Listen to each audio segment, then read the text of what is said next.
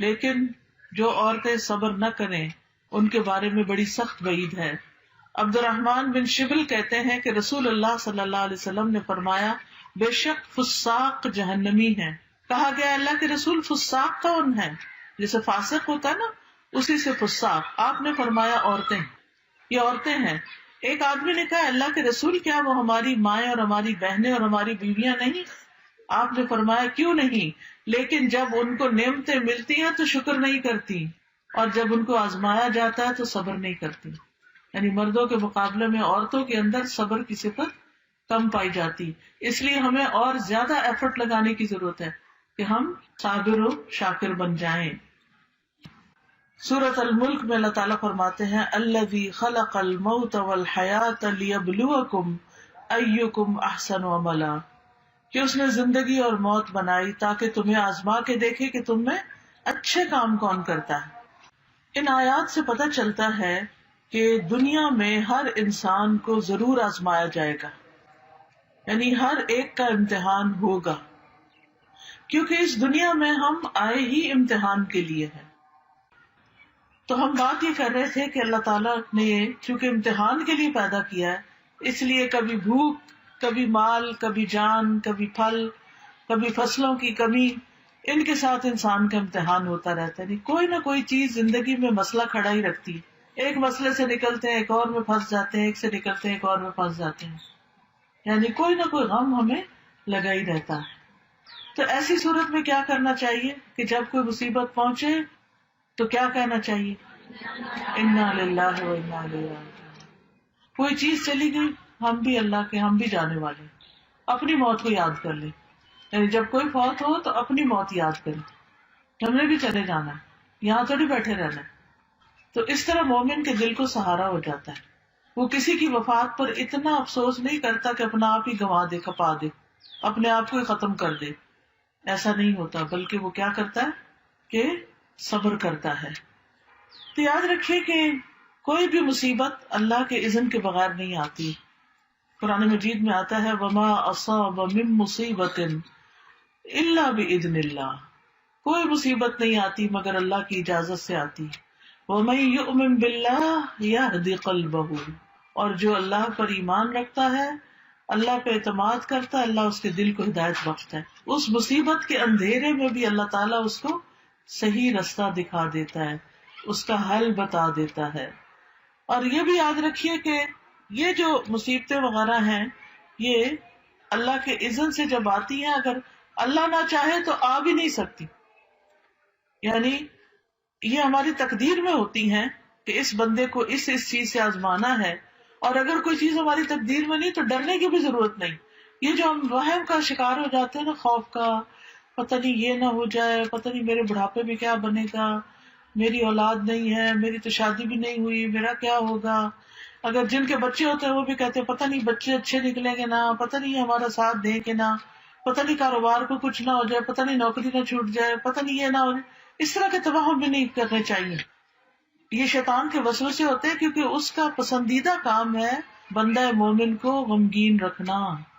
ٹھیک ہے، تو آپ نے غمگین نہیں رہنا، فوراً اللہ کی طرف رجوع کرنا ہے کہ آج تک میرا رب مجھے پال رہا ہے، آئندہ بھی وہی پالے گا. بس تسلی. اور اگر کوئی مصیبت آنی نہیں تو وہ میری فکر کرنے سے آنی جانی. کیونکہ ما اصابہ لم یکن لیخطئہ وان ما اخطأہ لم یکن لیصیبہ. جو چیز آنی ہے وہ ٹل نہیں سکتی، اور جو نہیں آنی وہ آ نہیں سکتی. تو جو آنی ہے اس نے آنا ہے. اس کے لیے اللہ سے دعا کرنی چاہیے کہ اللہ سبحانہ تعالی ہمیں عافیت میں رکھے، اور اگر کوئی چیز آ کے ہٹ کرے تو صبر کی توفیق عطا فرمائے تاکہ اس کا اجر حاصل ہو سکے، اجر نہ گنوائیں ہم. پھر آپ دیکھیے کہ کبھی کوئی مصیبت آتی ہے تو ہم لوگوں کو بلیم کرنا شروع کر دیتے ہیں. اس نے نظر لگا دی ہے، اس نے جادو کر دیا ہے، اس نے حسد کر لیا ہے. اس سے بھی ہے کہ انسان جو ہے اس کے اندر ایک اور طرح کی خرابی پیدا ہونے لگتی. جو نظر بھی لگی نا تو اللہ کے اذن سے ہی لگی، ورنہ ہر وقت لوگ ہمیں دیکھتے نہیں رہتے، وہی لوگ دیکھ رہے ہوتے ہیں، ہمیں کچھ بھی نہیں ہوتا، اور کسی دن ان کی نظر ہمیں لگ جاتی ہے. تو لوگوں کی آنکھیں بند کر سکتے ہیں؟ نہیں کر سکتے. ہمیں کیا کرنا چاہیے؟ حفاظت کی دعائیں پڑھنی چاہیے. صدقہ خیرات کرنا چاہیے، ایسے کام کرنے چاہیے کہ جس سے اللہ تعالیٰ ہمیں محفوظ رکھے، نہ کہ ہم نجومیوں کے پاس جائیں کہ اچھا میرے جادو کس نے کیا اور فلاں کام کیسے ہو گیا. نہیں، غیب کی خبریں اللہ کے سوا کسی کو نہیں پتا، ان چیزوں کے پیچھے نہیں پڑنا چاہیے. پھر اسی طرح بعض اوقات جو مصائب ہوتے ہیں یا آزمائشیں ہوتی ہیں وہ بندے کے حق میں بڑی خیر ہوتی ہے، اس سے بندے کے اندر اللہ کی طرف قریب ہونے اور اللہ کی رضا حاصل کرنے کا شوق پیدا ہوتا ہے. رسول اللہ صلی اللہ علیہ وسلم نے فرمایا، اللہ جس کے ساتھ بھلائی کا ارادہ کرتا ہے اس کو مصیبت میں مبتلا کر دیتا ہے. اب وہ بندہ جو بھاگا جا رہا تھا دنیا کی طرف، جب پڑی اس پر مصیبت تو اب کیا ہوا؟ اللہ کی طرف اس نے رجوع کر لیا، اس نے اللہ کے سامنے رونا شروع کر دیا، دعائیں مانگنی شروع کر دی، ذکر اذکار وظیفے کرنے شروع کر دیے. اتنا ذکر ہم عام طور پہ کرتے ہیں جب ہم خوشحالی میں ہوتے ہیں؟ نہیں، لیکن جب مصیبت آتی ہے تو پھر دن رات دعائیں کرتے ہیں، اور دعا عبادت ہے، ہم ہر وقت عبادت کی حالت میں ہو جاتے ہیں. پھر اسی طرح ہے کہ اللہ تعالیٰ بندے کو اس کے ذریعے صاف کرتا ہے، گناہ پاک ہوتے ہیں. حدیث میں آتا ہے مسلمان کو جو بھی پریشانی، رنج، غم، ملال، تکلیف کچھ بھی پہنچتا ہے، حتیٰ کہ کوئی کانٹا بھی اس کو چبھ جاتا ہے، تو اللہ تعالیٰ اسے اس کے گناہوں کا کفارہ بنا دیتے ہیں اور اس کو اس کے ذریعے پاک کر دیتے ہیں. پھر اسی طرح ایک جگہ پر تو یہ آتا ہے کہ یہ اللہ کی محبت کی علامت ہوتی ہے.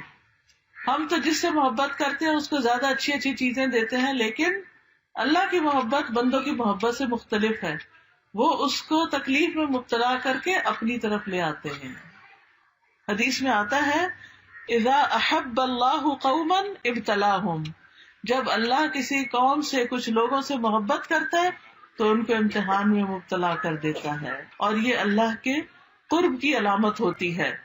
اور اس میں آپ دیکھیے کہ ایک حدیث سے پتہ چلتا ہے کہ آپ نے فرمایا کہ ان میں سے کچھ لوگ آزمائش پہ بہت خوش ہوتے ہیں بنسبت اس شخص کے جو کچھ دیے جانے پہ خوش ہوتا ہے.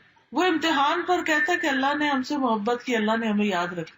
اور صحابہ میں یہ ہوتا تھا کہ اگر انہیں کوئی مشکل نہیں پیش آتی تھی، ہر وقت خوشیاں خوشیاں، تو فکر مند ہونے لگتے تھے کہ کہیں اللہ تعالیٰ ہم سے ناراض تو نہیں. اس کا یہ مطلب نہیں کہ ہمیں مصیبتیں مانگنی چاہیے، نہیں، ہرگز نہیں.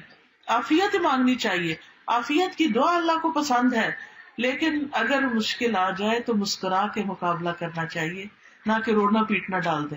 اس موقع پر صبر کرنا چاہیے. صبر کیا ہے؟ کسی مصیبت کو اچھے انداز میں ٹیکل کرنا، اچھے انداز میں اس کا مقابلہ کرنا.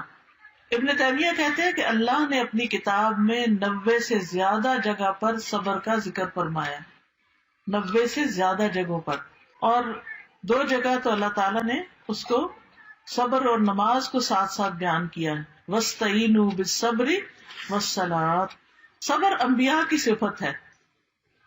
پھر اسی طرح قرآن مجید میں صبر کرنے والوں کی تعریف کی گئی ہے. وَالصَّابِرِينَ فِي الْبَأْسَاءِ وَالضَّرَّاءِ وَحِينَ الْبَأْسِ أُولَئِكَ الَّذِينَ صَدَقُوا وَأُولَئِكَ هُمُ الْمُتَّقُونَ. اور خصوصاً جو تنگ دستی اور تکلیف میں اور لڑائی کے وقت صبر کرنے والے ہیں، یہی لوگ ہیں جنہوں نے سچ کہا اور یہی بچنے والے ہیں. یعنی جو مصیبتوں کے وقت صبر کریں وہی متقی لوگ ہیں، وہی اصل میں پرہیزگار لوگ ہیں. ہم سمجھتے ہیں صرف نماز روزہ کر لینے سے انسان پرہیزگار بن جاتا ہے، وہ ایک حصہ ہے، لیکن جب صبر کرتا ہے تو اس کے تقویٰ کا پتہ چلتا ہے. کیونکہ عام حالات میں نہیں پتہ چلتا کہ کون شخص کتنا نیک ہے، لیکن جب اس پہ کوئی مشکل آتی ہے اور اس وقت وہ کس طرح ریئیکٹ کرتا ہے، اس سے پتہ چلتا ہے کہ اس کے اندر کتنا صبر ہے اور کتنا یہ اچھا انسان ہے. دیکھیں اچھے حالات میں تو سارے ہی اچھے ہوتے ہیں، کیسے فرق پتہ چلے گا؟ جب کوئی آپ کو لطیفے سنا رہا ہوگا تو آپ سبھی ہنس رہے ہوں گے، لیکن وہ شخص جو تکلیف کے وقت مسکرا دے، اللہ کی تعریف بیان کر دے، اللہ کی تقدیر پہ راضی ہو جائے، اللہ اس کے دل کو ٹھنڈک عطا فرما دیتا ہے. پھر اسی طرح آپ دیکھیں کہ نبی صلی اللہ علیہ وسلم کو بھی صبر کرنے کا حکم دیا گیا، پھر لوگوں کو بھی حکم دیا گیا وَجَعَلْنَا بَعْضَكُمْ لِبَعْضٍ فِتْنَةً أَتَصْبِرُونَ وَكَانَ رَبُّكَ بَصِيرًا. اور ہم نے تمہارے بعض کو بعض کے لیے آزمائش بنا دیا، یعنی انسان انسانوں کے لیے ایک امتحان ہے. کس طرح؟ بعض لوگوں کی عادت ہوتی ہے دوسروں کو ٹیز کرتے رہنا، تانے دینا، بعض کی عادت ہوتی ہے بڑا غصہ کرنا. اب وہ کیا ہے؟ انسان کے لیے ایک امتحان ہے، یعنی دوسرے آس پاس کے لوگ جو ان کے لیے وہ بندہ امتحان بن گیا. اب کیا کرنا ہے؟ صبر کرنا ہے. تو یہ جو ہے نا بندے بندوں کا امتحان بن جاتے ہیں، اس کو ہمیں سمجھنا چاہیے. کبھی ہمارے والدین ہی ہمارا امتحان ہو جاتے ہیں، وہی چھوٹی چھوٹی بات پر ہمیں ٹوکتے رہتے ہیں اور ہم پریشان رہتے ہیں کہ کریں تو کرے کیا. جواب دینے کی بھی اجازت نہیں اللہ نے دی، اور ڈانٹنے کی بھی اجازت نہیں دی، اور اونچی آواز سے بول کے سمجھا بھی نہیں سکتے. تو پھر کیا کرنا ہے؟ صبر کرنا ہے اور اچھا سلوک کرنا ہے تاکہ اللہ تعالیٰ ہم سے ناراض نہ ہو. پھر اسی طرح یہ ہے کہ افضل ایمان جو ہے صبر اور نرمی کرنا ہے. جنت میں داخلے کا ذریعہ ہے، نقصان سے بچنے کے لیے ضروری ہے صبر. والعصر ان الانسان لفی خسر الا الذین آمنوا وعملوا الصالحات وتواصوا بالحق وتواصوا بالصبر. صبر سب سے وسیع اور بہترین نعمت ہے.